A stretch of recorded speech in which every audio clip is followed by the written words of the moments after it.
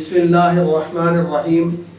الشہید جل جلالہ، اللہ تبارک و تعالیٰ کا مبارک نام ہے۔ جس شخص کی بیوی یا اولاد نافرمان ہو، وہ صبح کے وقت اس کی پیشانی پر ہاتھ رکھ کر 21 مرتبہ یا شہید پڑھ کر دم کرے، انشاءاللہ تبارک و تعالیٰ فرما بردار ہو جائے گی۔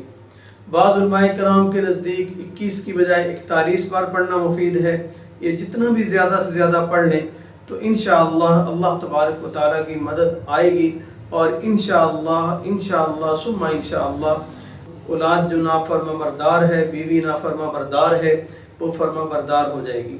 اور جو شخص یا شہید 1100 مرتبہ پڑھ کر رات سوتے وقت بستر پر لیٹ کر اپنی آنکھیں بند کر کے سینے پر تصور رکھ کے یا شہیدوں کی 11 تسبیح پڑھے، تو اس کے بعد اپنے دل پر سینے پر دم کرے تو انشاءاللہ بہت باکمال تسخیر پیدا ہوگی اس کے اندر۔